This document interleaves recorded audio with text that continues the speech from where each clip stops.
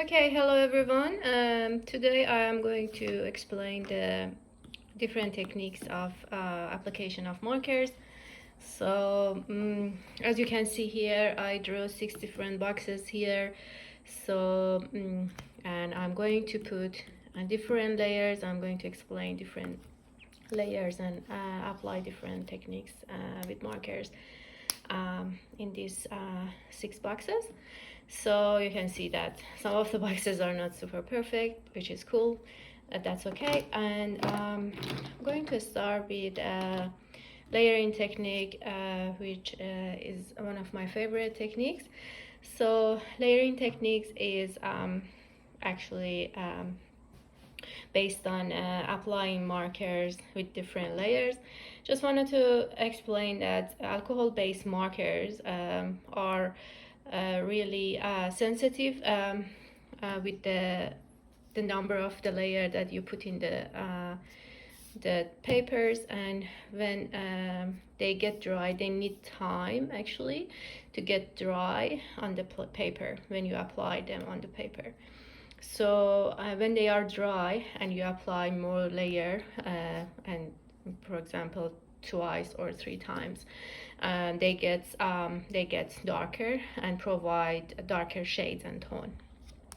So I'm going to explain, I'm going to actually apply these techniques to see what does actually happening, what's happening here. I start with the thickest part of the nib, just like that. And one of the important things regarding to layering is you need to be super quick. I mean, speed is important. When you want it to have lighter shade, you can be like that. But when you want it to be darker shade, you can see that it does have a darker shade when I was so slow. So I actually I'm going to start because we have now at the bottom of the square we have darker shade. I am putting more layer. It won't continue again. You can see that it is still a little bit wet on the marker. You can see that. So when it is actually wet, when you apply more layer on that, it gets dissolved with the previous layer. But when it gets dry, you can see that you can actually feel and see the trace of the marker on the previous layer. So it's one of the things that you might want to explore and in your work, and it brings different level of tones in your rendering. So color on color is again, it's a different techniques that you can explore. So color on color is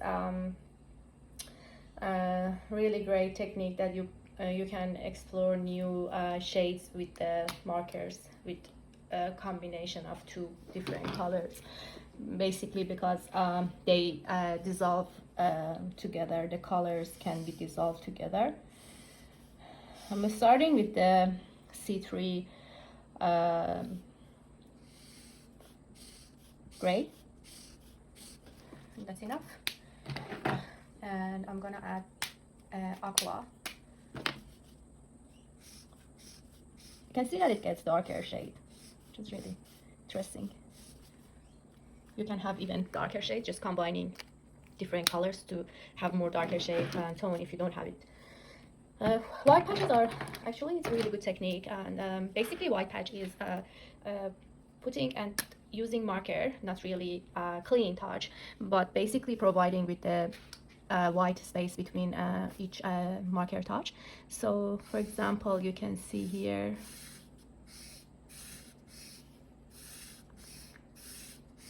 you can see when you can be a little bit more, just want to add more shades next to that one. But for example, you can just explore different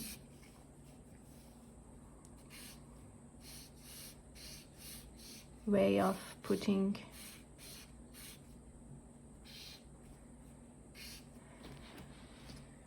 white patch. This technique is really good for material, for presenting some material that I they are highly glossy, like a stainless steel or chrome finish, which brings more highlight on the surface of the material. So just remember that if you wanted to have like present a mirror, or you wanted to present super highly gloss, sometimes it's really good for a window or glass.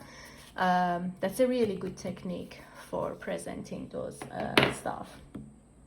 So gradation is really kind of similar with the layering, but the difference is that I actually add more speed on the layering, because on the gradation, because as I explained, it needs to actually merge together. The color needs to merge together the ink on the paper before it gets dry.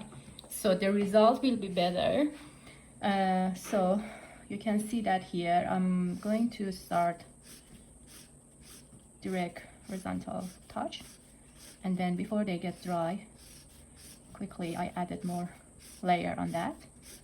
Just wanted to leave it like that, and then more layer. Don't worry about the layer, you can put as many layer as you can. This is a really positive aspect of the alcohol-based markers. And you can see that you have a really nice shades that with just one color of markers, that from the really dark one to the lighter shades. This one is one layer, and then the top one is almost 4 or 5 layers. So I can actually add some more layers on top of that, just one touch, to have even deeper and darker shades.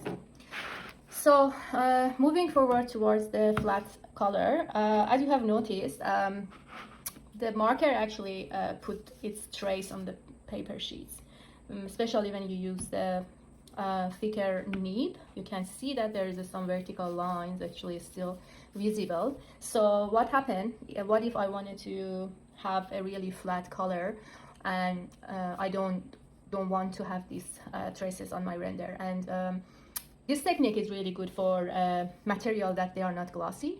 It's basically really like a polymer or plastic that they don't really reflect light that much. So I am going to show you how you can have a really nice flat color. As you have noticed previously in these techniques, I really like the start with the horizontal lines, but for the flat coloring, I wanted to actually start with like basically putting some circles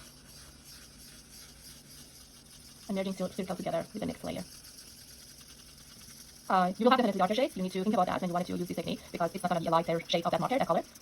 But the one that you will end up having is a really nice flat color, which is not similar to the these ones. That's the normal application of the color marker. So with this one, which is kind of experimenting with different material, I wanted to actually give you a chance to combine different materials and different mediums. I wanted to actually explore polychrome color markers with the color pencil with the markers. I think that's a really a great way to combine different mediums and tools to have different and new shades. So again, I will start with the horizontal line. So just leave it like that. And I just wanted to have darker shades of this polychrome.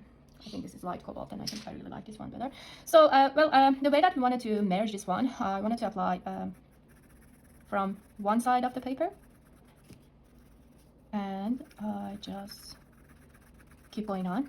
And personally, I really like to do that while the marker is still wet, because again, it gets more chance to these material can be blended in a way and be more realistic, just to present better in the end. But some people prefer to have a dry finish and then apply the whatever material. If you wanted to add it pastel, it's a really cool idea to do that. But I prefer pencils and color pencil, which is nice. And sometimes you can actually have a top layer of marker, just marker color, and just wanted to have some different way of applying the colored pencil to see different result for that. I'm just adding some hatching techniques. You can see that hatching has a different with this one, which I was like using some faded touch. So you can actually use, maybe we can explore different colors, like a velvet color on the bottom of the square to see if I wanted to, for example, having just a different color one side and without having the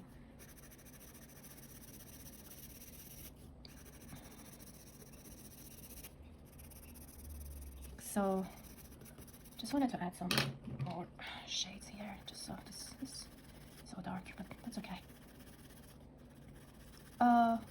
Yeah, you can see that you basically you can combine different techniques from different angles. So you can have even if you don't have different shades, you can add more shades on top of the markers, or you can just totally combine different colors on the one side of the paper and one side of your render, and you don't need to have exactly filling the whole space with the markers, but you need to be super careful about how you wanted to manage this combination. And in the end, I really like to add some more marker touch again to have that nice and smooth surface, which is, I think that's cool. I don't want it to add the other side, just make the difference, see the differences between. In the end, we are having some really nice smooth texture of the marker, but here the final texture is gonna be our pencil touch. So for the end, we're just making my work nicer. I just wanted to have some thicker line and thicker black line just on one side of the square, and just add some here. When you are working with the marker, just be careful about the paper underneath of the markers, underneath the paper sheets, because the marker will transfer to the next sheet. So just be mindful of that. Otherwise, you can use marker paper, which I prefer this copy paper better. So enjoy exploring. Thank you.